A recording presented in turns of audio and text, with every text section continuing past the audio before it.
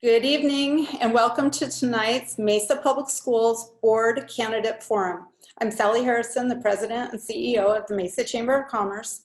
Thank you for joining us this evening, and special thanks to our candidates for making time to be on this important call. The symbiotic relationship between education and business is critically important, and the Mesa Chamber of Commerce is honored to host this forum. This evening's event is sponsored by Chamber member and corporate partner Cigna. We thank Cigna for their sponsorship and for their involvement in our community and support of education. I would also like to thank Karma Events for hosting our AV this evening. Tonight's forum will be moderated by community volunteer Vic Linoff, and questions will be asked by our friend Dwayne Rhone, the co-chair of the Mesa Chamber of Commerce Education Committee. Thank you, gentlemen. At this time, I will turn things over to our moderator and he will get things started. Thank you, Sally. Ladies and gentlemen, good evening. It's 2020 and here we are in the 8th month of extraordinary changes and challenges in our lives, one of which is virtual gatherings like this for a special forum featuring the candidates seeking a seat on the Mesa Public Schools Governing Board. The forum is presented in the public interest and as a community service by the Mesa Chamber of Commerce. It is generously sponsored by the Cigna Healthcare Group of Arizona. For complete transparency, the Mesa Chamber wishes to note it does endorse candidates. But for tonight's event, the Chamber's sole purpose is to provide an opportunity for you to make your own evaluations by getting to see and hear the candidates in a neutral and unbiased setting. My name is Vic Linoff, and I feel privileged to serve as moderator of tonight's forum. While we wish this could be an in-person event, we value your virtual attendance. It is so fundamental to a healthy political process. It demonstrates your strong interest in knowing more about who's seeking office and their positions on the issues relevant to our community. The challenges the Mesa school system faces have never been greater or debated more. The imperative of effective leadership and focused vision is crucial to our future.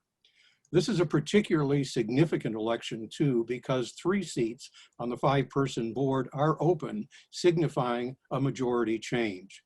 So getting to know the 6 candidates seeking one of those seats is vital. That's why by the end of the evening, we hope that you'll come away with a better knowledge of the candidates and their positions on issues so that you can make a more informed decision when you cast your ballot. And unlike the national debates where political pundits analyze the outcomes ad nauseum, then rate and rank the candidates, we will leave all that up to you. Following tonight's forum, there will be no talking heads telling you how to vote. The Chamber feels that this election is so important that the forum is being recorded for later viewing. You'll find the link on the Chamber's website. I'd like to thank the robust group of candidates for appearing here to face you, each other, and the Chamber. Vikki Johnson, Lara Ellingson, Cara, Schnepf, Steiner, Joseph O'Reilly, and Richard Crandall. And I want to note that Kiana Sears has been invited, but as of yet hasn't joined our webinar. Every effort has been made to assure that tonight's forum will be neutral, balanced, and provide each candidate an equal opportunity for expression of views, resulting in an evening we trust that is both informative and lively. Here's how it works. The candidate's initial speaking order was determined by lottery. After brief candidate introductions, the Chamber will start off by posing a situational issue or question for each candidate to address or resolve.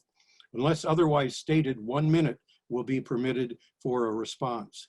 Posing questions on behalf of the Mesa Chamber is Dwayne Rhone, co-chair of the Chamber's Education Committee. At any time, the Chamber may interject to request clarification or expansion of a response or pose a follow-up question. Tonight's forum encourages viewer participation. That's where you come in. Following the initial Chamber queries, and as time permits, we will strive to accommodate questions directly from our viewers. You can do that and pose your question through the Q&A button at the bottom of your screen. I would just ask that you make sure that your question is clear, concise, relative to Mesa school issues and concerns, and of course, respectful in nature. It's best to get your questions in early because the evening goes by rather quickly. In all cases, candidate responses are limited to 1 minute, and in the interest of fairness, we request that the candidates keep a close eye on the clock and conclude remarks timely. The clock is shown on the screen, and when time is up, you will also hear a rather pleasantly annoying sound that goes like this. Each round of responses will be in a random order determined by the moderator. We'll begin tonight's forum by asking each candidate to share in a minute or less why it's so important to serve on the governing board, and we'll start with Ms. Johnson. Hi, my name is Vicki Johnson, and I am a Mesa native. I graduated from Dobson High, and I have 2 boys that are currently attending the district.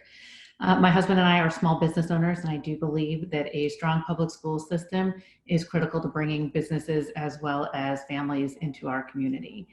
A couple of the reasons why I want to run and why I think it's so important to run is because I want to look at the spending habits of the district and try to help influence bringing more dollars into the classrooms, as well as to reduce any excess or wasteful spending. I also want to increase accessibility for our Hispanic community as we have a majority district, and I think it's very important that we make it more accessible for them to join board meetings. And then finally, I'd like to revisit district goals and make sure that we are focusing on accountability towards the goals that we have, and that we are held responsible for staying on pace to the current goals or the adjusted goals if they change them. Thank you. Next up is Ms. Ellingson. Hi, thank you for having me tonight. I really appreciate it. I know those of you watching that this is maybe not your favorite way to spend a Thursday night, but I appreciate you for joining in. My name is Lara Ellingson, and my husband and I both grew up here in Mesa. We're both product of Mesa Public Schools. My husband served in the military, and when we were exiting the military, we thought, where do we want to go? And we decided we wanted to come back here to raise our children and for them to be able to go to Mesa Public Schools. A huge reason that I want to sit on the board is because I have 4 children in Mesa Public Schools. I want them to have a voice. I want the children of Mesa to have a voice. I am also a teacher. I have my bachelor's in early childhood education and my master's in curriculum instruction. So policy is a big deal to me. I would like to see literacy, a focus on literacy in Mesa as well. Thank you so much for having me. Thank you very much. Next in line, Ms. Steiner.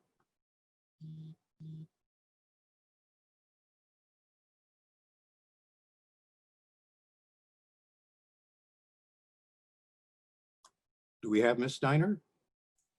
Ms. Steiner is muted right now. We've asked her to unmute. Sorry. All right. Thanks everybody for having me. I'm Cara Schnepf Steiner. I am a product of Mesa Schools as well. I went to Longfellow, Mesa Junior, and I graduated from Mesa High. My husband graduated from Westwood, and we have 4 children who all graduated from Mountain View. 7 out of our 9 grandchildren attend Mesa Schools presently. 2 of the 9 are not school age as of yet. In my whole career, I'm a retired principal. I have been a teacher, a curriculum specialist, and then I went into the principalship and I retired from Johnson Elementary School. So my entire career has been advocating for students in many platforms, one of those being equality and equity, making sure that all students and staff, whether it's teachers or classified staff, also receive that equal opportunity and equity that they need to help them do their jobs as well. I want to run for the board. I think I've had people ask me for a while, and I finally decided this was the year, unknowing COVID was coming, but I'm thankful for all of you. I'm thankful to be here. Thank you very much. Next up, Mr. O'Reilly. Evening, thank you everybody for being here. I'm Joe O'Reilly. My wife Carolyn and I met when we were completing our doctoral degrees at the U of A. We had potential jobs, one at Tulane in New Orleans, one at UC Santa Cruz. But since we didn't want to live apart in different ends of the country, we decided we'd move to Mesa. Temporarily, we thought, but here it's 30 years plus since then. And we've fallen in love with the community and the schools, and we're still here. Much of my career was devoted to working in the leading the research and evaluation department in Mesa Schools, through which I gained a broad and deep understanding of both the schools and the community. 3 years ago, I was recruited to be the director of the new ASU Decision Center for Educational Excellence. And since this is a chamber forum, I will mention our project we're just starting is dealing with education and the workforce. Why am I running? I'm not a politician, and I can guarantee you that this was never on my bucket list. And after putting up signs in the summer heat, it definitely would, I don't recommend it for anyone's bucket list. But Mesa had a couple rough years. And in the process, the community that I've talked to has lost a lot of trust in the district. And that was a call to action to me. And I believe in public education. I believe in Mesa schools, and I'm committed to serving the Mesa community. So I felt I had to come back and serve on the board. I know numbers and budgets, I know education, and I know and love Mesa. I bring a unique set of skills and experiences that can make for better decisions by the board, and that's why I'm running. Thank you very much. And now we call on Mr. Crandall. Thank you, Mesa Chamber, and thank you, Cigna, for sponsoring, and thank all of you for being here tonight. My name is Rich Crandall, and it's an honor to get to talk to you about why I'm running for the school board. Besides my 12 kids, 12 of our 13 kids have attended Mesa schools, but I also had the opportunity to serve on the Mesa school board under Deb Duvall, 2005 to 2008. And looking at, Joe mentioned a couple of rough years that Mesa's had. I had an opportunity, I called Dr. Andy Forlis about 6 months ago. I said, Dr. Forlis, share with me your vision of the Mesa schools. I'm trying to determine whether or not I want to run for school board and invest my time and energy into helping Mesa be a great school district.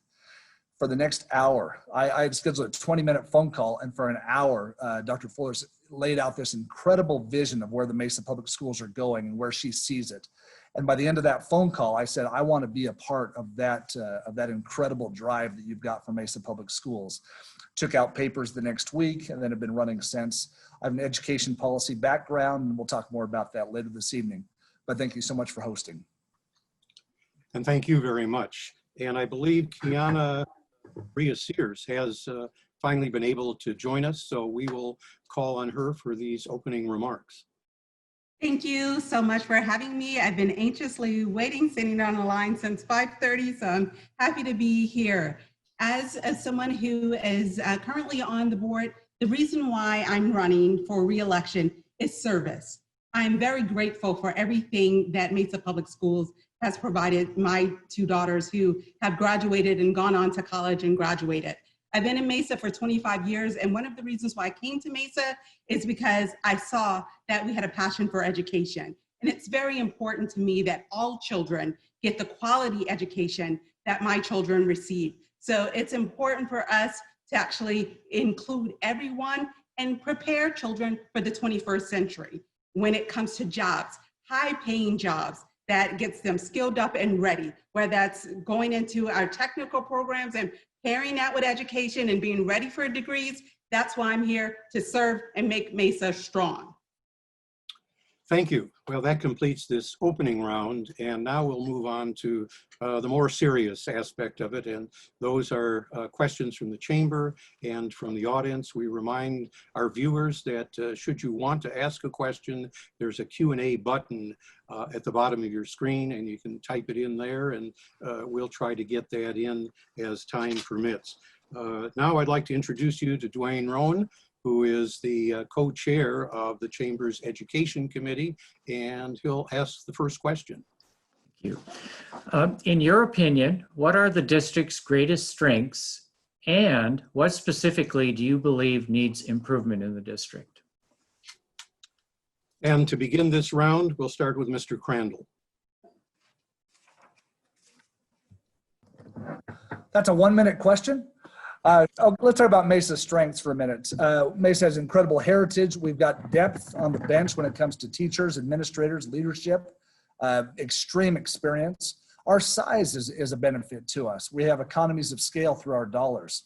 Now, that means that we're positioned, we've got the resources to be successful. We've got a great community that supports us also with bonds and overrides. So all the pieces are in place. What are our biggest challenges? Well, we've really got a few different challenges. Number one, we have demographic shifts that require a different approach to education. We've got students who are not succeeding under our current education model. We need to be innovative. We also have increased competition. And Mesa needs to step up. Parents are looking for different choices. I firmly believe in school choice, but that means Mesa has to offer the options that meet the needs of parents. And then finally, we need to rebuild some trust with the community, especially before our next override vote in 4 years. And I believe that with my financial background, I can help restore that integrity that the system needs. Thank you very much. And next we'll call on Ms. Steiner.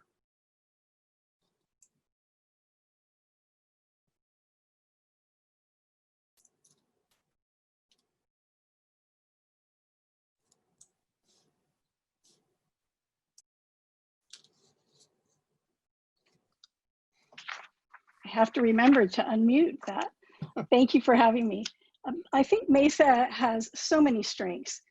The teachers, the community, the staff, everybody who support Mesa schools, the overrides, the bond elections, the traditions that make us one of the top districts in the state, believing in the institution of schooling, of student success, of achievement, looking at the portrait of a graduate that Mesa has designed to help those students before they graduate, when they graduate, be ready for college and or career.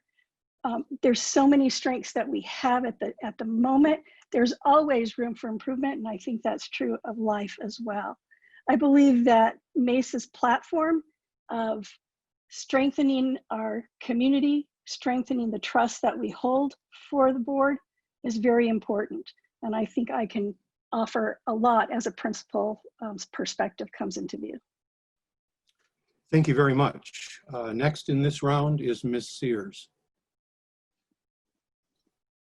Thank you. I appreciate the question. I think our diversity is one of the things that's our strength. When you have people from, like most of Arizona, from all across the country and actually all across from different demographics in the city, makes Mesa strong because it challenges us to be inclusive and to understand. The other thing is the loyalty, the dedication of our people. We have employees that's been with us over 25 years. We've had employees that do celebrations after 30 years. Our greatest challenge with Mesa Public Schools is the 21st century and the uncertainty. It's about pairing together and being skilled up as well as getting the educational resources to actually have a shift and realizing that times are changing and we have to change. So we have many things that makes us strong when it comes to history, but it's time that we incorporate a lot of 21st century thinking, including moving on to include everyone to make Mesa strong. Thank you very much. Next up, Ms. Johnson. Thank you. I think that one of our biggest strengths is our choice in school programs. We have a lot of different programs throughout the district, whether it be the Franklin Back to Basics schools, the art schools, offering the CTE skills, that the IB program. And our family has taken advantage of some of those options that are available. And I think that that's something that helps fit and pair learning styles for students that may not learn as effectively in different environments. And so I think that is one of the biggest things that we have that's very helpful. Challenges, I'm going to be very similar. I think that trust is a big issue right now with our district, and it's important that we rebuild that trust because in the past we've always had really large and strong support from our community. And so I think that we need to work with doing some more community meetings, a little bit extra focus on transparency over the next couple of years so that we get the support back as quickly as possible and we can continue moving forward as a strong community and a strong school district. Thank you. Mr. O'Reilly, you're up. Thank you.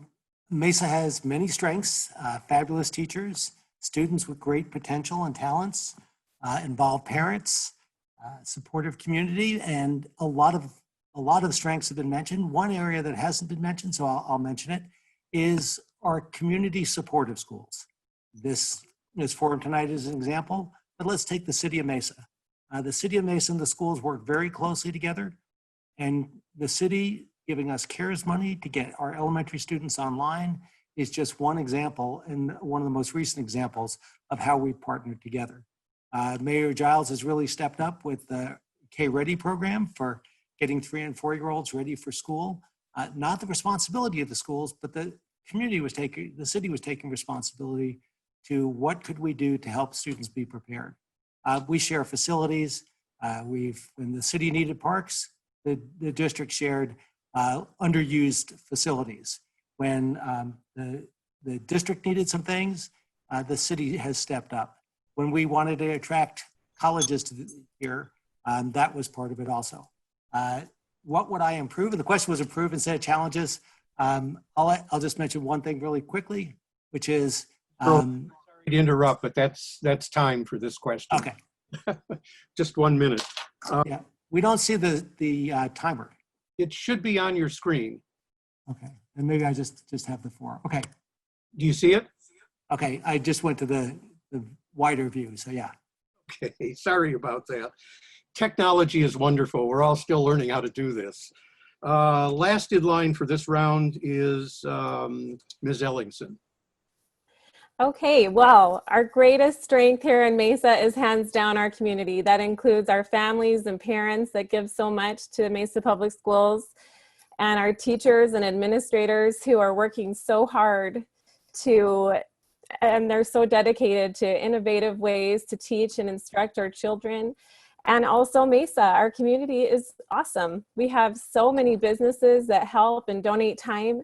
And my husband's a small business owner, and we see a lot of that here in Mesa and appreciate all of the support that the businesses give to our schools as well.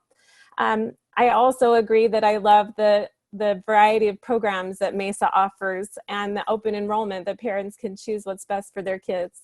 Now, some of our greatest challenges, I think, are stemming around COVID, the fallout of that. We need to reunify our district. We need to reunify teachers and parents and know that we're working together. We need to help with the learning loss that's happened in our children. And also, there's going to be many social and emotional needs from this, and we will need to be able to work with that and work with the children and families. Thank you. Thank you very much. And now we're on to our second round of questioning. Dwayne, you got another one ready? Yes, following up on the last comment. The COVID-19 pandemic has highlighted the urgency to equip schools and students with the latest technologies to accommodate both in-school and distance learning. As a governing board member, how will you balance the need for building maintenance and the costs of the technology gap in our community? And we'll begin this round with Mr. O'Reilly.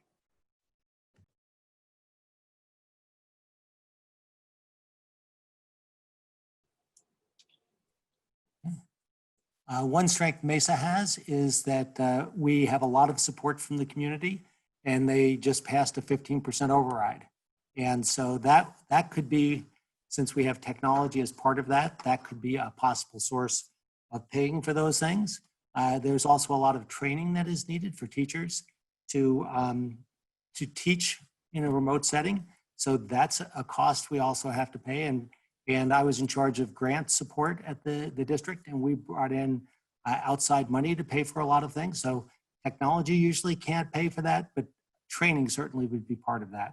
So I would look at all the sources. I would look at the sources of money we already have and how we could repurpose it. Make sure every dollar, not just the M&O dollars from the state, but all the money from CTE and other places, Title I, we use to that purpose.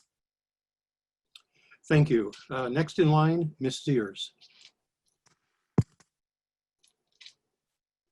Thank you. One of the things that I'm most grateful for, as I've stated before, our community is amazing because our community is a lot of the parents that moved to Mesa for great education. So our city council, who we just could not do bridging the great divide we had in Mesa without them, actually decided that they would use CARES Act money to the tune of over $6.5 million to help us have more laptops for our students. So that is showing Mesa's strength and caring about all children and realizing that Mesa is a district that wants every child to succeed. When you look at all the things that happen with our foundation, community partners, corporate entities, actually calling the foundation saying, how can we help? And actually having our liaison that looks out for our foster care children, for our Kenny Bento children, for all children as a whole, making sure no children is left behind. It's Mesa Strong. It takes everyone in the community to actually help make this effort happen. So thank you for the question. Thank you very much. And now we'll call on Ms. Johnson. Sorry, I almost forgot to unmute there. So I think it really is always a challenge to balance the funding because we have buildings that desperately need some upgrades and need to make sure that we don't let them get to a disrepair that makes it unmanageable to fix the improvements that are necessary. With that being said, again, we're very lucky that we had a supportive community that allowed us to use CARES funds that were designed for the city to benefit the schools and the students. So I'm grateful that we didn't have to try to manage that without the community support. I think we need to continue to look at it from a very holistic perspective and possibly do a better job at looking at who needs the resources. So there's a lot of families that didn't need additional computers, but because we don't allow for assistance and technology assistance on personal devices, they still chose to use them. And so I think we need to do a better job of balancing where the need is and placing the funds there. Thank you. And Ms. Steiner, we're looking forward to your response. Thank you. I have, for the past 3 years, I have worked a side job with operations and Todd Poor, excuse me, in doing We Care site visits. And what that entails is using a rubric and attending the sites that you are assigned to for looking at facilities, how they're being taken care of, how the custodial staff is doing, what needs to be improved, where the issues are. And I have seen vast improvement over 3 years of how they were when they started this program to where they are now. So I think that balance of funding and being able to implement programs like the We Care program is of great advantage to Mesa schools and keeping that building maintenance alive. I do believe and agree with Vicki. I think being able to look at where we need to shift funds and how we need to do that is important. Thank you. And next up is Ms. Ellingson. Okay, thank you. Along with everyone else has said, yes, we're so appreciative of the Mesa CARES Act. I believe we're one of only 3 cities in Arizona who actually applied for the grant and received the money. So again, we're super fortunate that we have a great city to work with and who's helping us and values education. I think we have to be creative. For instance, I have a 2nd grader. And while she's needed that laptop during this time of online learning, when we go back to full in-person, she won't need the laptop anymore. And hopefully we can get back to paper and pencil typewriting. So perhaps we can shift around some of the technology issues and be creative with where the money goes so that the kids in junior high and high school can get the laptops. Because yes, some of our schools, like my children go to Mountain View, and that's on the docket to be improved and hasn't been improved for several years. So we do need to be able to be creative and be able to move our budget money around where it needs to go. Thank you. And taking up the end of this round is Mr. Crandall. Thank you very much. And I just want to make a quick aside. I'm trying to balance 2 big events tonight. On the other side of that wall, my daughter's in a big homecoming pageant, my senior daughter. She keeps ducking in to say, Dad, don't miss my talent. Don't miss my talent. So you're going to see me duck out for about 5 minutes to watch her play and then to answer a question. But this one, I learned some great things on the board back in 2005. And that is that we can't be all things to all people. We can't meet all needs solely as a school district. And so we depend on key partners. Several people have mentioned the community also, but we've got Mesa Community College, ASU, GCU, the colleges, the universities, we've got the city, we've got the county. And then we partner with Microsoft, Amazon, Google, all of those people with the goal to help improve the lives of all students. And not all students have the same level of need, the same level of resources as Vicki mentioned earlier also. So we do an evaluation, we partner with people that have resources that complement our resources, then we move on from there. Thank you. Thank you very much. Okay. Fortunately, we've been getting some questions in from our viewers, which was our hope, because this is what really creates the conversation and dialogue. This question is, do you think board members should serve on the board in a neutral political capacity? And to start this round, Ms. Ellingson. Well, I do. It's a nonpartisan position, and I think it's that way for a reason, because when you're on the board, you're supporting your entire community. However, people's political ideologies follow them in their life. I am conservative when it comes to moral issues and fiscal responsibilities. So that will follow me on the board, but yet at the same time, it's very important to recognize that there's so many ideals and ideologies that we can all come together and we can all work, because what we're working on is the children, and the children don't belong to a political party. And so what's important is to focus on the kids and what they need, and to be able to put politics aside. Thank you. Thank you. Mr. O'Reilly, what's your response? It is a nonpartisan position. I happen to be an independent, and so I would find it very easy not to be in a neutral political capacity. We're running and setting the policy and budget decisions for the Mesa School District. So when it comes to that, it's not Republican, it's not Democrat, it's how do we deliver the best education? And I think that is nonpartisan, and that's what I would expect. Thank you. And next in line is Ms. Steiner. Thank you. I agree. It is a nonpartisan board. It is a nonpartisan position, and I think it needs to remain that way. I believe that we are there to support the community, to make decisions that best meet the needs of our communities and our students, to help student achievement all the time. We need to be able to collaborate and communicate with each other without the party preferences. They make up who we are, so we should be able to collaborate and communicate with each other with kindness, with respect, and by helping each other get along to be able to make the correct decisions to carry Mesa Public Schools forward as we face those challenges. So yes, I do think it needs to be nonpartisan and stay that way. Thank you. Mr. Crandall, your thoughts?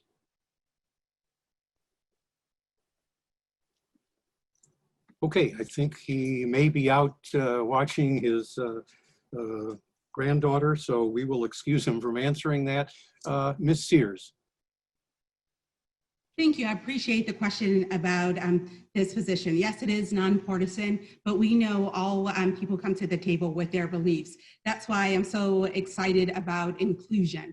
Being fiscally responsible is something Mesa has always done, and despite having different people with different political will on the board, it's about being for whomever as public school supporters, being behind funding our public education. So I am inclusive of all and excited, whether you be Democrat, Republican, or independent. If you're on the right side of one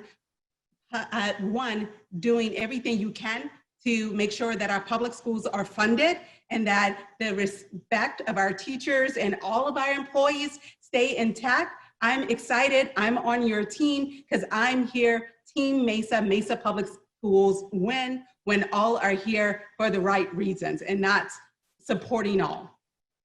Thank you. Finishing this round, Ms. Johnson. I'm going to keep it pretty well unanimous that it is a nonpartisan position, and that it should not be reflected in how we try to determine what we're doing for the school district. We're, as board members, we are supposed to be reflecting the community's priorities and their values. And we have we run the gamut on different political affiliations. So I think it's important that we spend more time listening and less time worrying about where it's coming from, other than that it is our community. Thank you very much. All right, we'll go back to the chamber now, and Dwayne Rhone for another question. Thanks, Vic. The students of today are the workforce of tomorrow. How can the school district and the business community work together to ensure graduates have the skills to enter the workforce or to continue on with their education? Okay, and let's begin this round with Ms. Sears. I love this question because I'm very pro being skilled up and educated, and skills forms and skill sets come in all different kinds of genius. How we get our children ready is recognize the individual child and what that student needs, and actually not just recognize it, but provide it. We are there to take down those barriers that keep our children from exceeding and excelling. So when it comes to 21st century and workforce, business community, yes, come let us know what you need, help us design what you need, and let's have those internships, those externships. I just got off a call regarding apprenticeships. That is so important. Even though we're in the 21st century, the two has to come together. Skilled as well as educated, not just the academics, but hands-on and understanding, because the 21st century jobs are not here yet. We don't know what they are. So we need that critical thinking and that skills and talented so that kids can know how to put the two together. So thank you for that question. Thank you. And Ms. Steiner, your thoughts. I believe that Mesa Schools has done a really good job of preparing students for college and or career. Some examples of that would, again, I go back to the portrait of a graduate, understanding the continuum of what that means for students, leaders, teachers, to help students progress in that avenue, in that pathway. I also believe that we have a great CTE program that offers students many different options to follow their passions. And at each school, each high school, or sometimes the junior highs as well, they have classes that help them to decide what career path they want to take. So I think we've done a really, really good job of that already. I do agree with Kiana. I think breaking down those barriers, providing internships or apprenticeships to be able to help our students move forward, but also they need to recognize what they really are striving for. Thank you. And I see Mr. Crandall is back. You're up. Thank you very much. And she nailed it. It was awesome. Hey, just let me give a great example of what we need to be able to do. And I'll tell you what it is. It's flexibility and speed. About 45 days ago, Amazon approached myself, Dr. Jim Zaharis, and Dr. Chad Wilson at EVIT and said, we are launching a brand new cloud computing manager program. We'll pay for the training, we'll pay for the teachers, but we need people right now. And it starts with junior, seniors in high school and then moves on from there into adulthood. We contacted the president of Cochise Community College and had a few Zoom calls with him about this opportunity with Amazon. They were on the phone, Jim and I and Chad were on the phone. This is about 35 days ago that we talked to JT Rottweiler, the president of Cochise Community College. He got with his faculty and was able to move so quickly that he is launching the courses in January to start this program. We don't have that ability yet in Mesa to move that quickly, but we can get there. We can get there. And so if you're going to meet the needs and the demands of the workforce today, you have to be able to move as quickly as they do. And so that's something I'll push for hard on the board. Thank you. Ms. Ellingson, your thoughts? Yes, of course we want to be able to work with our communities and businesses here in Mesa because they're awesome. Partnerships and internships, like mentioned before, are a great idea. I also love that we have EVIT.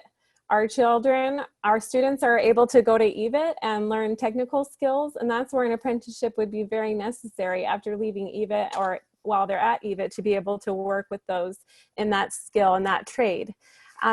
Also, we have great programs like the Diamondbacks reading program that my children have participated in. We're so excited to get tickets, and hopefully one of these days we can go to sports games, things like that again.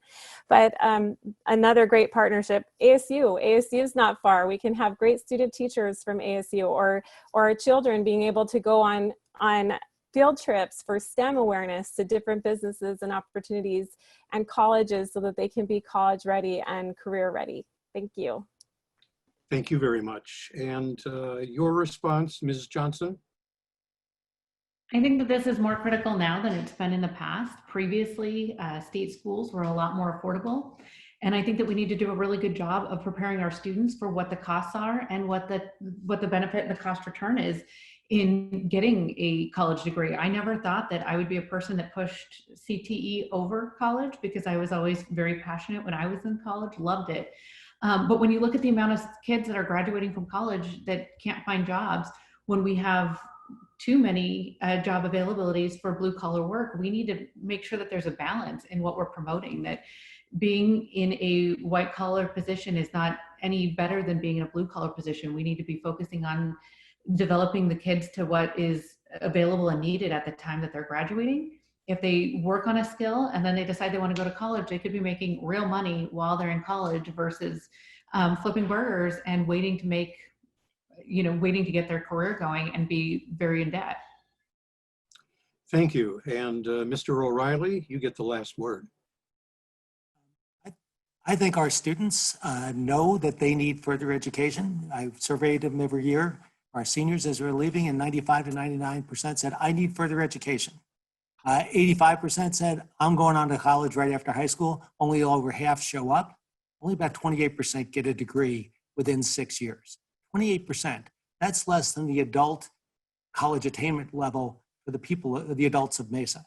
So we're not even producing enough students to replace the people we have now in the community at the college graduation level. And a lot of the students don't go on to college, and we need to provide pathways for them. So that's something I'm very passionate about. We have thousands of graduates every year. We only have hundreds of concentrators in career and technical education who are coming out with a skill, and they've passed the state test for that skill. So I think this is a very important topic that we have to prepare students. I don't think we're doing a good enough job of it, and we have to really step up what we're doing to serve our students. Thank you. Thank you. And we're really pleased because the viewers are listening carefully to the questions, but also coming up with some very thoughtful ones of their own. This is from one of the viewers. Please comment on your position on comprehensive sex education curriculum. And to start this round, Ms. Steiner. Thank you. I've been asked this a number of times. I do not believe Mesa is going the direction of comprehensive sex education. Mesa has a program right now. It aligns with the state and was approved by the board many years ago. And so being able to stay with that program to provide the basic needs of understanding for students is where we need to stay. We do not need to be moving to a movement, a national movement. It's not right for our community in Mesa, in my opinion, and I think we need to stay right where we're at with the programs that we have. Ms. Johnson, your thoughts on this question? I would agree with Cara that I don't agree with comprehensive sex ed. I do think that we need to revamp some of the portions of our sex ed curriculum, but I don't think that going to the full comprehensive is the right move.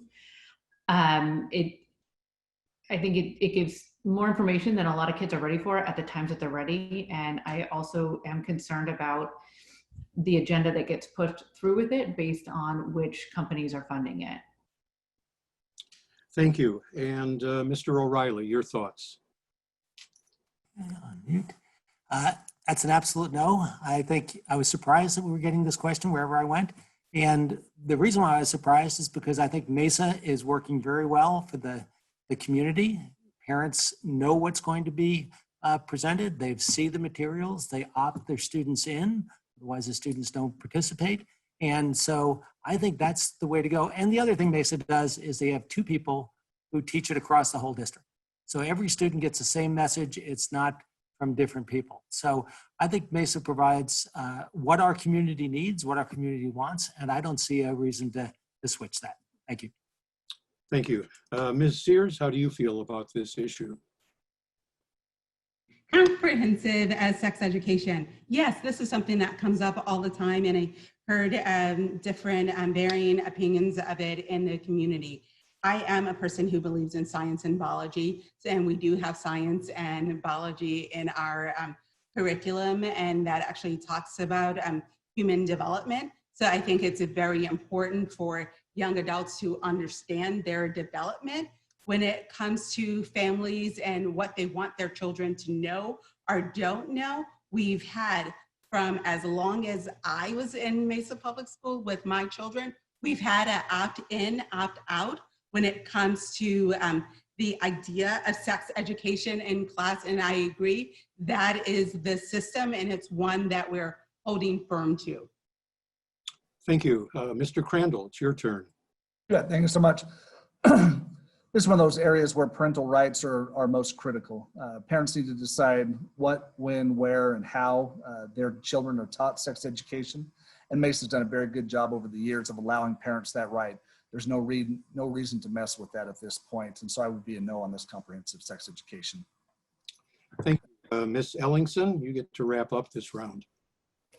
Well, mine will be short and sweet. I'm a big, huge no to this.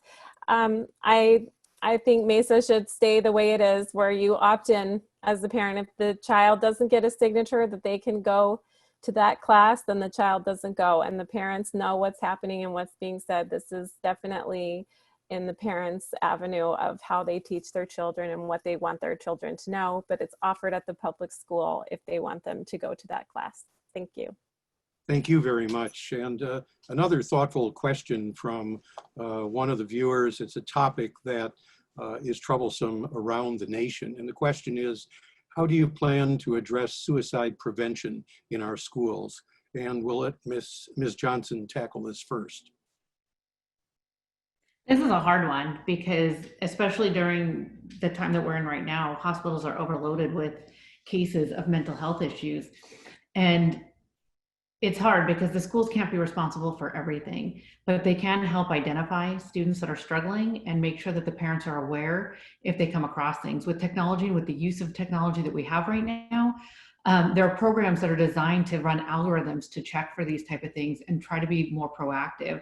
And I think that we need to take advantage of that. I do think that we need to have counselors that are trained to watch and give teachers some tools to help try to identify depressed children or people that aren't coping well in certain environments. But with that being said, we can't put everything on a teacher, that they have to be an educator. They've got to be in charge of counseling. You know, there's only so much that they can do in that given day in the classroom and still be effective. So I think that it's being aware of what can happen and getting the parents involved so they get the kids the help that they need. But it's another one that's a parent right to decide what that help is. Thank you. Mr. O'Reilly, your thoughts? I think in the area of suicide prevention, we've taken a number of steps in the last 2 years or so. We've added a large number of counselors. We've added social workers. I know that one of the past superintendents had an initiative on suicide prevention. I want to learn more about that and what's in place now. So I think the district is taking a proactive stance and trying to provide resources as best they can. One of the things I think in an issue like this, and I think Vicki kind of touched on it, is we need to reach out and work with community partners, work with New Leaf and other groups that specialize and provide some services in these areas. So it's identification and then provide services and prevent those sorts of things from happening. And so I laud the district for adding the services, and I'd work with community partners. Thank you. Thank you. Ms. Steiner, how do you feel about this issue? This is a really important issue, and it's a hard one to address. As a principal, I had a 4th grader take his own life. It's the hardest thing that I've ever had to deal with as a principal, as a human being. And this young man was in my office the week prior, and a great kid. And I had no idea that was even on his thought process. I think we need to offer trainings to teachers, to counselors, to staff members that work with kids all the time to be able to identify those. I sure wish I had more training to recognize that. And I beat myself up for that many, many times of why didn't I see that?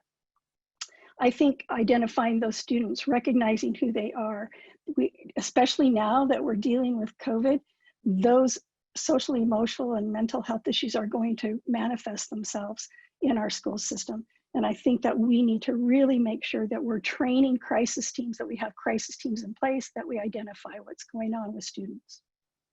Thank you. Mr. Crandall, how would you address this problem? Thank you. It's funny that question would come up today. Yesterday, the LDS Church had an entire social media post with an accompanying video on this very topic of a family whose 18-year-old son graduated high school, just getting ready to start college, committed suicide. And the daughter was talking about how even she, with how close she was to her brother, had no idea that he was contemplating that and how difficult it was for the family. When I was the director of the Wyoming Department of Education, we had an app that all students had on their phone. Because if anyone's going to know that a student is in trouble, mentally, emotionally, it's going to be their peers, it's going to be friends, long before even a trained teacher or administrator is going to see it, it's going to be their friends. And in this app, a message could be sent anonymously that, hey, I'm concerned about so-and-so, here's what he said, emotionally, I think he's struggling. And then an administrator or a counselor, especially a counselor who's trained, could intervene with no threats, nothing like that, but could intervene with that student and see what kind of help they need. And so I'd push for these additional resources and technology that can help us out. Thank you very much. And next in line, Ms. Ellingson. Yes, unfortunately, this is a big concern, especially right now in our community. My friend who works at Phoenix Children's Hospital told me they've seen such a rise in suicide attempts and drug overdose in his children as young as 9 years old. So yes, I think a first step, and Mesa is moving toward that on September 14th, is to give these children a choice to go back to school. School is their safe haven for a lot of students and teachers. Like has been mentioned, let's offer them some training. Being a teacher in the past, I would have valued having training and being able to recognize early signs of depression and perhaps suicide attempts. We need to have the hotline numbers. I know that's been posted around at several schools. I have a neighbor who's a senior in high school and she works for the suicide prevention line. I think having other students participate in things like that when your peers help you, that's a big, huge help. Thank you. Thank you. And Ms. Sears. Every single member that is a part of our district, when I say that, every single employee, no matter what the level is, should be trauma informed and trained when it comes to trauma and what that looks like, what it appears, and so people will understand that kids react in certain ways. Warning signs are usually there because the studies say that it's one caring adult that it can make a difference in a child's life and actually pull them away from that area of despair. That's why equity is important. We talk about equity a lot when we talk about educational achievement, but when you are isolated, when you're discriminated to, when you know you're a student and you know that you're not treated fairly or you don't have the resources, that's why equity is so important in our district. And that's what changes the culture and the circumstances and the surroundings. And that's another reason we can go forward with equity as one of our pillars and save the lives of our children. Thank you. And we'll get back to some other very probing viewer questions in just a couple of minutes, but want to return to the chamber and Dwayne Rhone. Thank you. What would you like the Mesa Public School District to look like at the end of your term if you're elected? And we'll let Mr. O'Reilly tackle this question first. I'd like to see a district where students are leaving successful. And by successful, I mean when they leave us, they're able to go out and follow their dreams, and they're prepared to get the additional training, to get a job that pays enough that they can raise a family, that they can have a good quality of life. And I want that for all students, not just some students, not just some areas of the district, but the whole district. And what that means is, yeah, I'm talking about the outcomes for high schools, but the seeds for that are set in the elementary grades.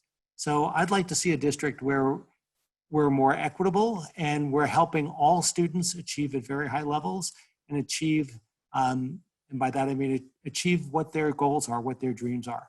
And if we do that, I would be very satisfied as a board member. Thank you. Ms. Sears, your thoughts on this issue? At the end of it would be 8 years, I would like to see some of the first things that I talked about when I came into the district, that we are open, honest, transparent, courageous, and be active in approaching the things that we need, that we saw when we faced the data. When we know that there is discipline issues when it comes to children of color, we correct it. We stand up and say, yes, we acknowledge this is wrong, we're gonna fix it, and we're gonna put those things in place that no longer happens. When all children can look back on their Mesa Public Schools experience and say, we love the experience and everything that Mesa Public Schools equipped us with, rather than I survived the experience of Mesa Public Schools. Again, from a privileged parent that my children got through and was excited and gone on to do exciting things, it's important for every child to have the opportunity and be excited about their future because they were given those same tools, and it's not discriminate. Thank you. Ms. Ellingson, your thoughts? Okay, at the end of 4 years, if I'm lucky enough to get on the board, I would like to feel that you trust the board. I would hope that you would feel that you're heard as a community and that the board listened to what and valued what you had to say. And also right now, Mesa's current graduation rate is 79%. I think we look at that and say, I mean, at the end of 4 years, I would love to see that be 100% and see what needs are we not meeting of our students and our children. I would like us to be able to say we do follow the Mesa Promise, where it is every Mesa student will be known by name, served by need and strength, and graduate ready for college and career and community. Public education offers students the ticket to a better life. That's education. And I would hope that the children can leave Mesa and thought, wow, Mesa was just a great place to be a kid. Thanks. Thank you. Ms. Johnson? At the end of 4 years, I'd like us to be recognized as a leader when it comes to struggling learners, that we don't wait so long to get children that we know are getting behind active help. There's a lot of bureaucracy and struggles for getting kids help and trying to pass through and make sure that the parents know what they need to advocate for, know that they're getting what they need. And I would love for people to look at Mesa and say that we are the gold standard for how to treat struggling learners, how to make sure that they're getting the help they need early enough on, that they don't get so far behind, and that we're not always trying to catch them up at some point where they're on long-term IEPs. Sometimes kids are going to be on an IEP much longer because of extenuating circumstances, but I think if we would do, if we could make a stronger push for doing early interventions in first kindergarten, first and second grades, that we could eliminate some of those difficulties that students have long-term. Thank you. Mr. Crandall, your thoughts?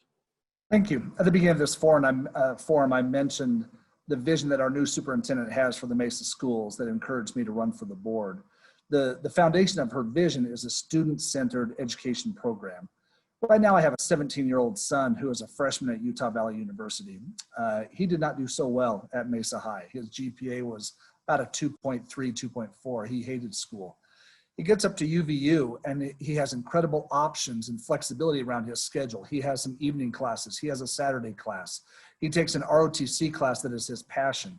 And right now, literally, now it's only 3 weeks into the term, but he has a 4.0 and he does his homework without having to be asked. We can push that kind of a model down to the high school level, even to the junior high. Let's give students the ability to choose what type of education meets their needs. Why does it have to be 8 a.m. to 2:30 p.m., 8 a.m. to 3 p.m., Monday through Friday? What kind of flexibility can we give them to learn on their own terms and to meet their own needs? That's what I would hope to achieve at the end of 4 years. Thank you. And Ms. Steiner, your vision. I think what I'd really like to see is student success, as Joe O'Reilly mentioned, outcomes that are attainable yet rigorous, high expectations for students, being data-driven and being able to look at the good data, the bad data, and be able to then make informed decisions about where we need to go as a district. I also think that it's really important that I focus on policies and initiatives that help to increase student learning, student achievement, student success, and to maintain the high standards that we have and to increase those school choices. I think there's many students out there that are inclined to do better if they have those choices of inquiry learning or discovery learning to help them be able to see there is hope and I'm not just sitting in the desk all the time.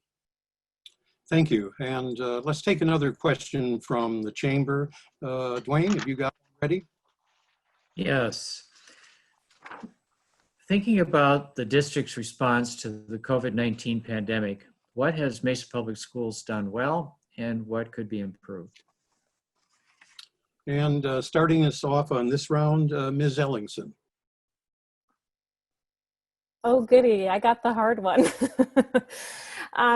You know, Mesa, I think, has been trying their best. We have a really difficult situation with not knowing what's happening with COVID-19, with having a very diverse population, with having teachers who feel uncomfortable and unsafe to come back. I think they've done the best that they can. I think that the paradigm should be shifted. Instead of how do we keep us out of school as to how do we get back in.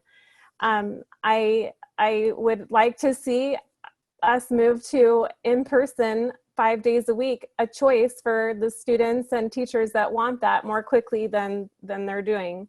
I also, the hybrid learning situation that's starting on Monday is in my favorite or ideal situation. I would like to see that choice offered to parents and families that wanted to have the in-person learning option. Thank you.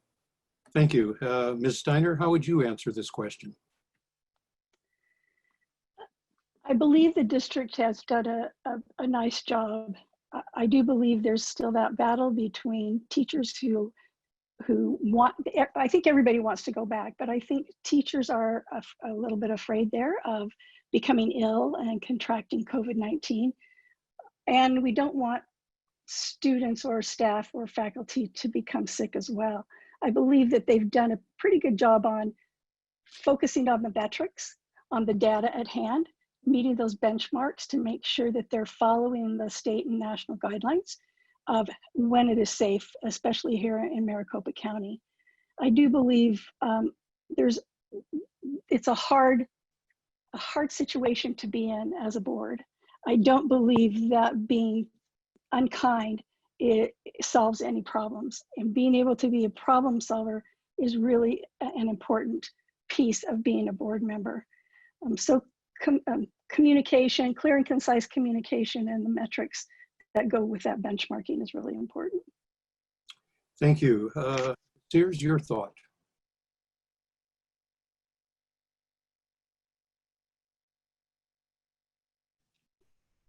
Did you say Ms. Sears? Yes, I'm sorry. Yes, Ms. Sears. Thank you. I am obviously a member that's on the governing board, so have been able to see behind the scenes and the compromises that have been made to get us where we are with starting the school on September 14th. Before our meeting was held this week, we already had a date and said that we would start on September 14th, which comes at a point of compromise. And I keep hearing the people who don't want to go back versus choice, you're not giving us a choice, and all of these things. In this, there is no ideal, good choice that pleases everyone. The choice and being a decision maker is doing the tough job of realizing, mitigating all the possibilities and all the things. So when we talk about the schedules and meeting the needs of children, yes, we've thought long and hard to make sure that we're ready to meet the needs of children, even though you've heard a lot about safety. We need to make sure schedules are there and all the needs of children are there.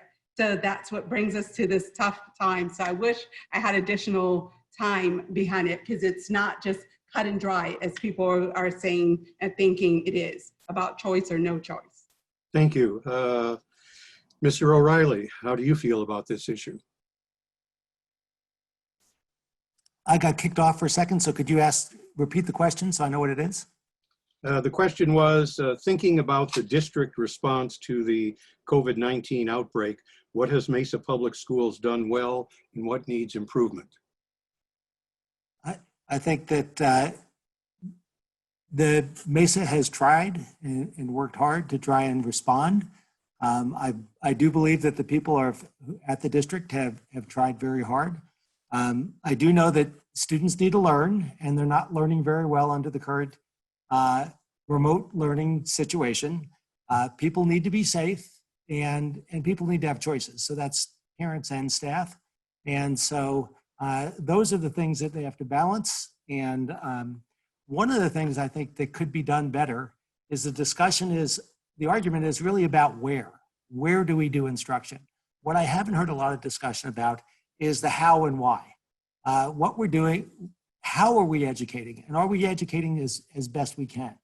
If you look at the online instruction, and probably with the hybrid instruction, I don't think it's not as effective right now the way it's being delivered as it can be. And that's not good for the students, and that's not good for the teachers who are trying as best they can. There are some places that are doing better with online instruction, with remote instruction, and I think we need to find out where they are, and we need to provide good online instruction and personal instruction. Thank you. And Ms. Ellingson, your thoughts on this? Well, you got to hear me already, so I think it's probably someone else's turn. My goodness.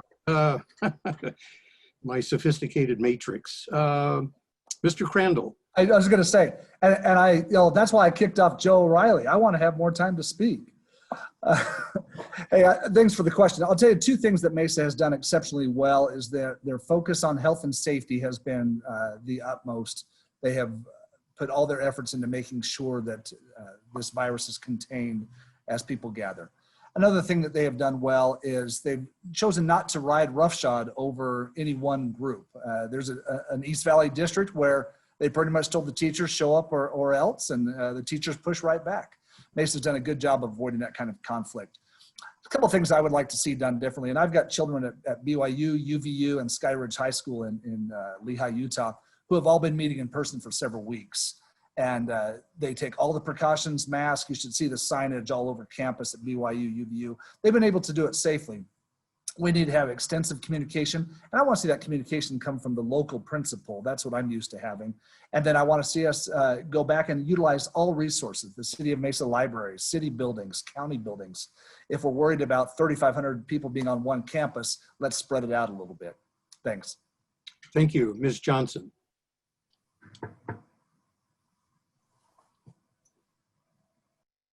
Sorry about that.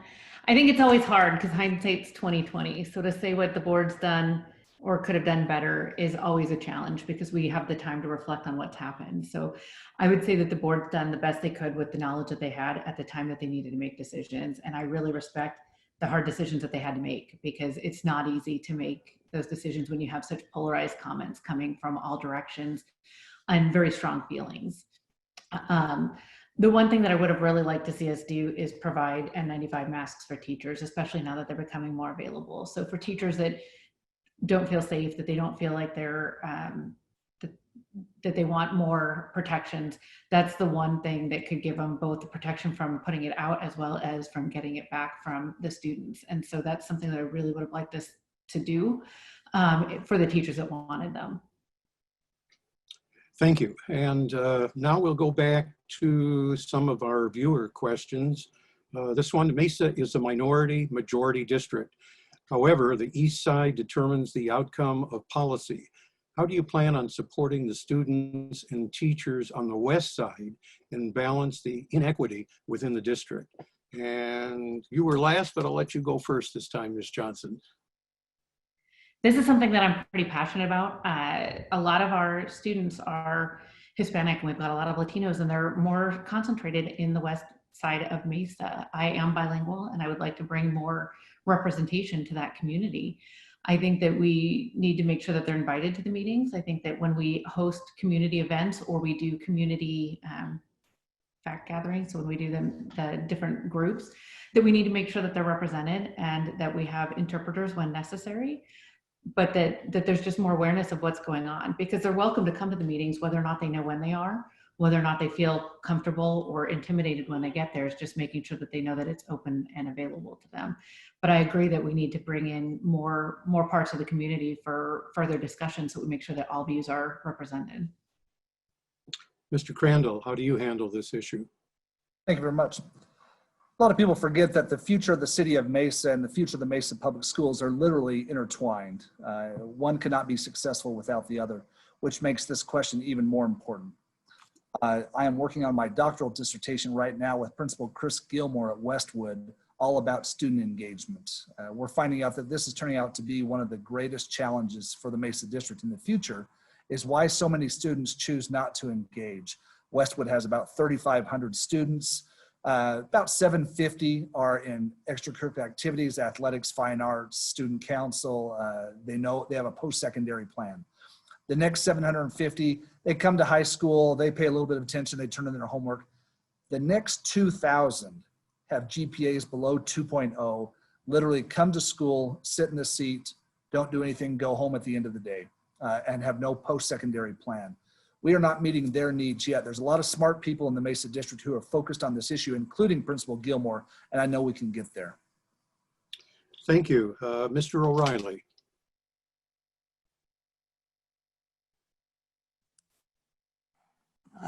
Thank you.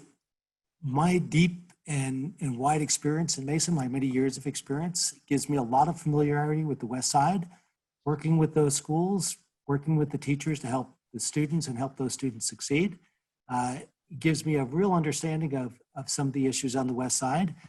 With our Rotary Club, we've adopted Lincoln Elementary School, and I work with the principal there. One of the first people I called up and said, hey, tell me about what's been going on in your area is the principal of Westwood. And so Chris and I had some long discussions about how we could do that. So the way I would learn about the West Side is through activities such as that. And I'd also reach out through our parent liaisons and others to learn more about what the major issues are. And as a board member, one of the things I would say is we need to be more welcoming so that they feel they can share with us. And one of the ways of doing that is there's no translation on the, as I think as Vicki pointed out, on the at the board meetings. And that's easier these days to provide closed captioning and other things. And we don't give them access to things that we probably should. Thank you. Ms. Steiner, your thoughts? This is a passion of mine as well. Knowing that we are a minority majority district and how the demographics have changed within the district, we need to be aware of those West Side schools. I served as basic skills at Whittier, and it really opened my eyes to the parents who want the best for their students, just like any other school in the district. They want to make sure that they're included, that there's an inclusive environment at the school, but also at the district level. Many of them are afraid sometimes to come to meetings or gatherings at a school. They don't want to be degraded, or they don't want to be left out. So we need to find ways to have parent involvement and representation from those parents and the communities of those West Side schools. I believe Joe said it great when he said we need to be able to visit those schools, create times and areas for us to be able to meet with those parents and figure out what their needs are. Thank you. Ms. Sears, how do you feel about this sensitive issue? This sensitive issue is one that I feel like, as someone who lives on the east side and is passionate about making sure inclusion happens throughout our district, because it actually benefits everyone. It doesn't just benefit poor children. It doesn't just benefit children of color. Children who are not of color benefit when they are inclusive and actually learn about operating in a diverse world. As when you look in some careers, or as your engineering fields, students who are not of color have to embrace students who are in color to actually be in the in group. So it varies, but one of the things I know that we can do, be a community strong. And just because you have more money shouldn't give you more voice in this community. So I heard a lot of parents say, well, we're the parents who donate, so we should have the loudest voice, or we should have that. It's about everyone having a voice. And when I first got on the board, one of the first things I talked to Dr. Cowan about, and we were successful in having, is community meetings where we actually went out to communities to meet them where they are. Because most importantly, after the raids of Sheriff Joe, we have a lot of Latino families don't trust institutions. So we rebuild that trust with our communities. Thank you. And we'll conclude with Ms. Ellingson. How would you handle this? Yes, this is a very important issue. When I first started teaching kindergarten in Mesa Public Schools, I had 7 children in my class who didn't speak English, and their parents didn't speak English, and my husband speaks Spanish, and he would come to my parent-teacher conferences and speak to the parents. And the parents are great parents. I agree what's been said. We need to have parent involvement, and I think sometimes, especially if they don't speak the language, they feel intimidated. But they want what's best for their children, and they want their children. It's better for all of Mesa to focus on all the needs of our students, that all of their needs are met. And it helps us all to have everyone be educated. But I agree, we need to have community outreach. We need to be able to have them come and sit on some of our committees and boards where they can tell us what's going on. Parent University is also a great outreach program that some of my friends have worked on.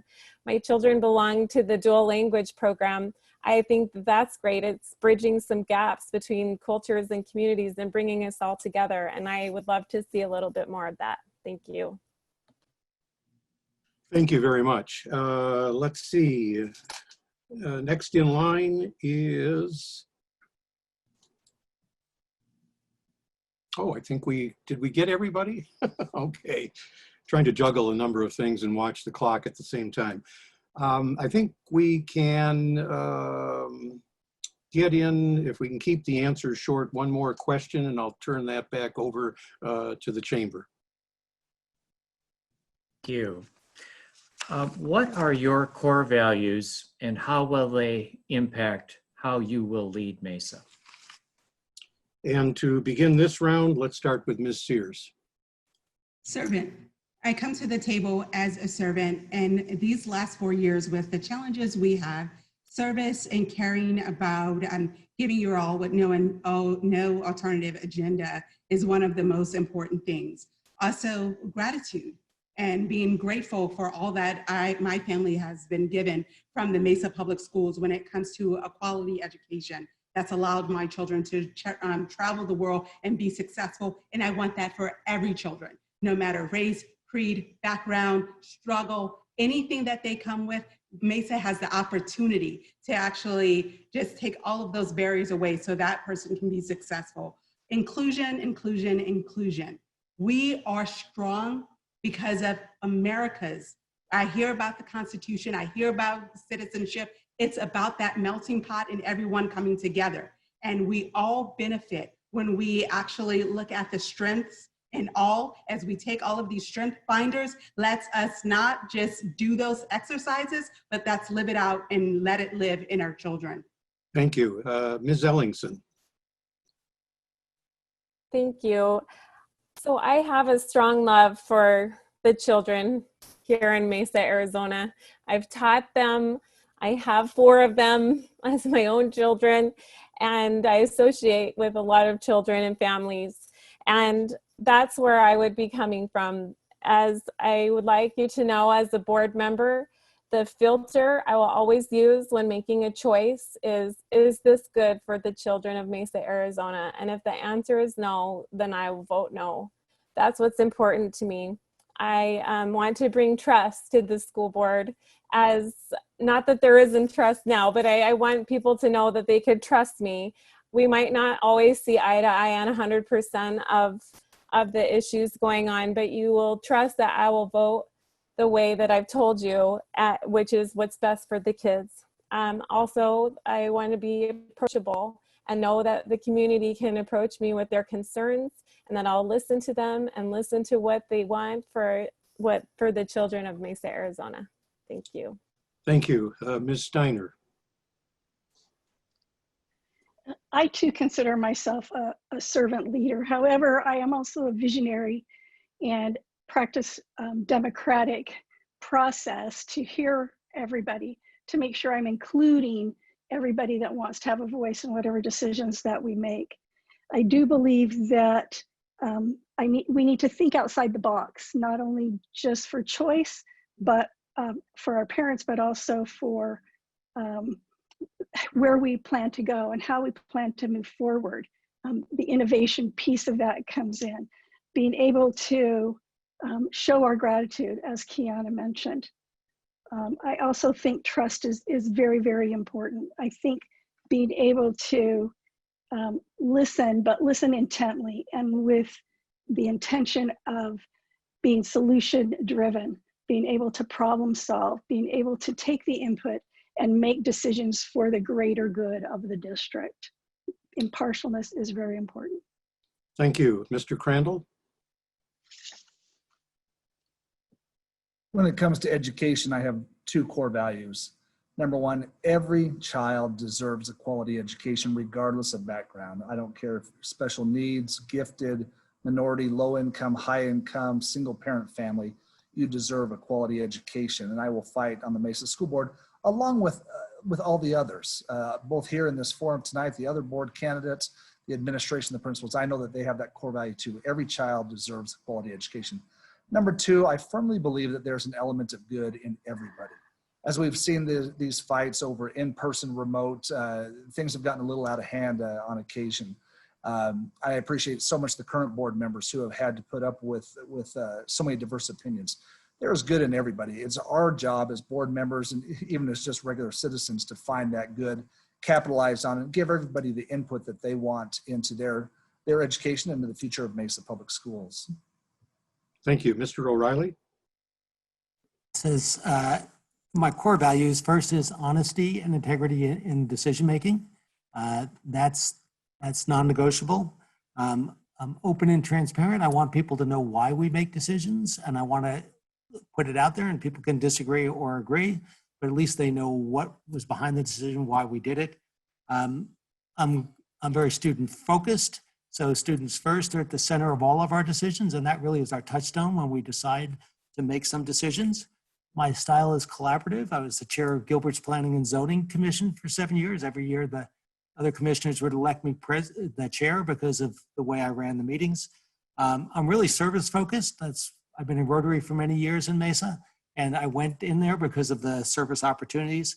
And I'm focused on success. And how do we get to success, and how can we, through innovation, through think of things differently to get to the outcomes that we need to get to. So those are some of the values and approaches I would take. Thank you. Thank you. And we'll conclude with Ms. Johnson.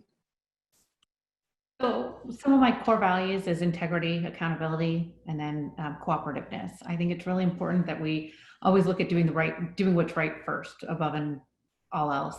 And then that we're able to be accountable to our decisions. There will be mistakes made. There'll be things that are misinterpreted, that need to be clarified. And I think it's important that we own any of those issues and make sure that we address them quickly to avoid it becoming a bigger issue.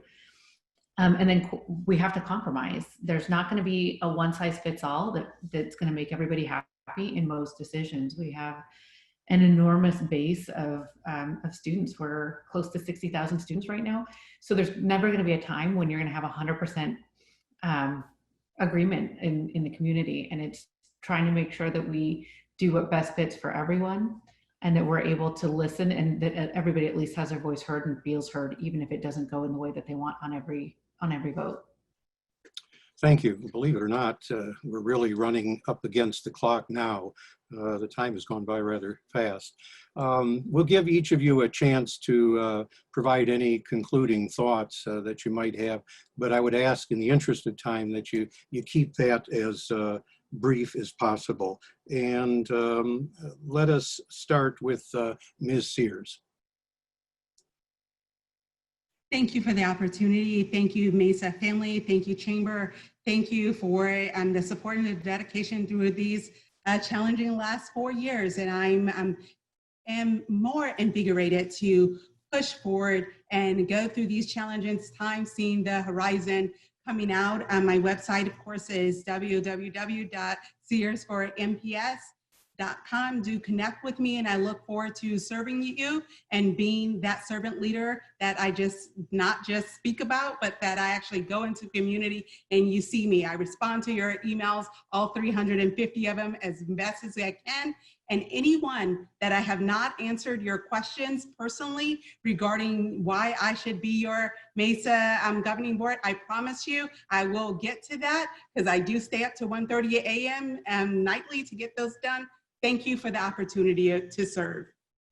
Thank you. Mr. Crandall, your pitch. I appreciate Will Carden asking in the quick Q&A, why should I vote for you? I just want to give you 3 reasons. I bring experience. I've been on the board before. I served in the Arizona House and the Senate as the education chair. I served as the director of education for the state of Wyoming. And then I've had 12 of my 13 children have gone through the Mesa schools. Second, I bring a never settle attitude.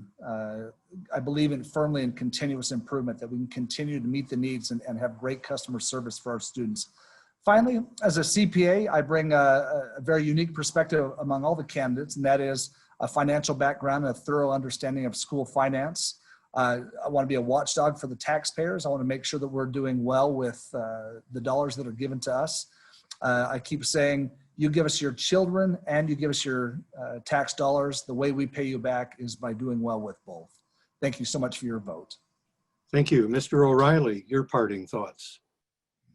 The school board works best when people are all focused on students and each person brings different skills and experiences to the board. Think of the board as a band.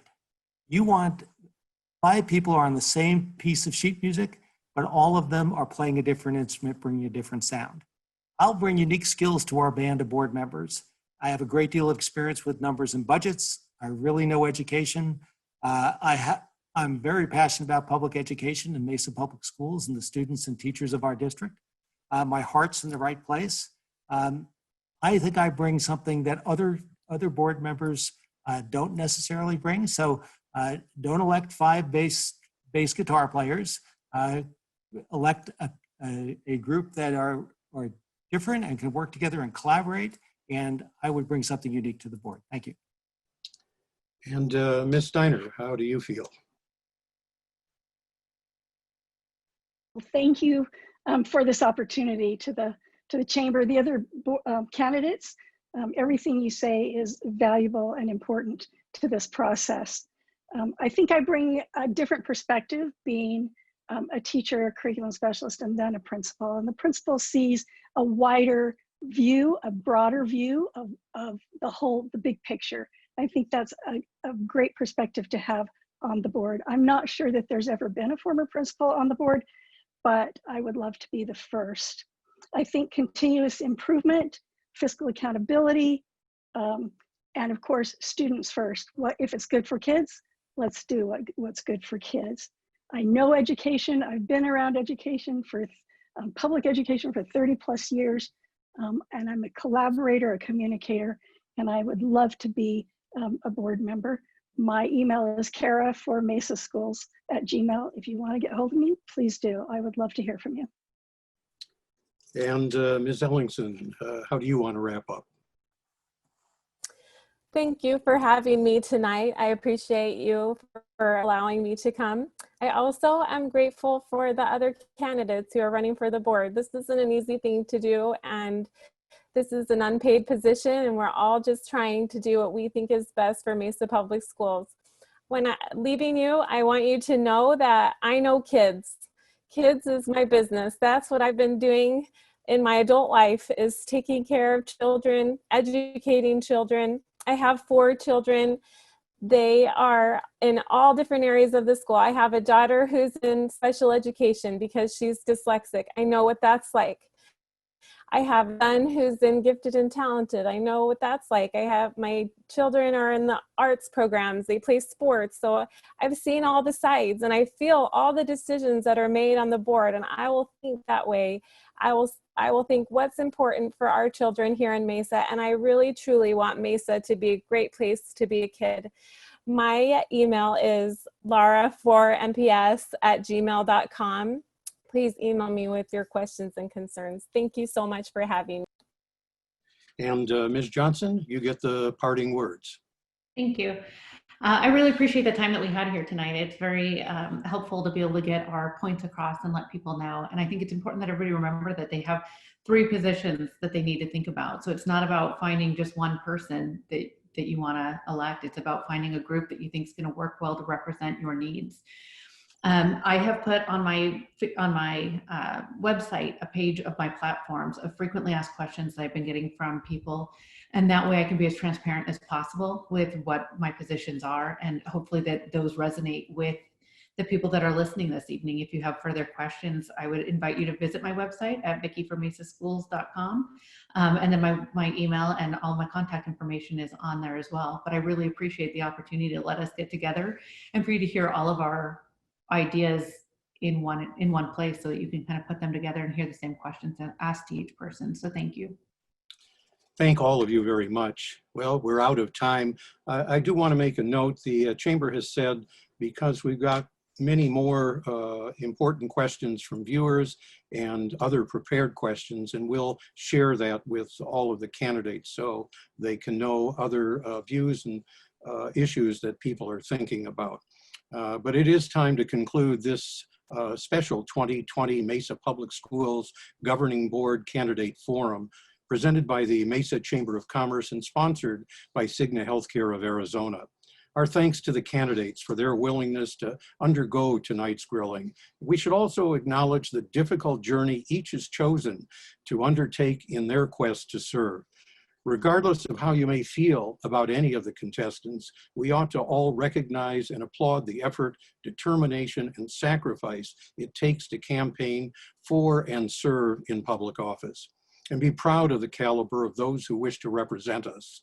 And to you at home, I hope you found the dialogue valuable and heard responses that will aid in making a more informed and sound decision when you cast your vote. To the Mesa Chamber and Cigna Health, I offer a special thank you also to Dwayne Rhone, co-chair of the Chamber's Education Committee, for posing the Chamber's questions. I also want to especially recognize Sally Harrison, President and CEO of the Mesa Chamber of Commerce, and Eric Emmert, Vice President of the Duane Policy Group, who produced tonight's virtual event. And they had the help of Bob Nelson, the Chamber's Director of Communication, and Jeremy Martirano of Carmo Event Productions. As noted at the outset, 2020 has been a year of unprecedented events and challenges. It has changed our lives in so many ways. Take our schools and school boards, for example. In more stable times, most voters don't pay much attention to their school boards, but that's not the case this year. School boards across the nation are facing extraordinary issues and problems they have never encountered before. Mesa presents an even greater trial with its more than 63,000 students attending 78 schools. The Mesa School Board has the enormous task of considering the educational needs of its students while balancing their health and safety and that of teachers and staff. Choosing the most effective leadership is critical, and that's why your vote is so important. So here's what you need to know. Election Day is November 3rd. Vote by mail ballots will go out to registered voters starting October 7th. And if by chance you are not yet registered to vote, you have until October 5th to complete that task. The ballot will be full of national, state, and local elections, along with initiatives and referendums.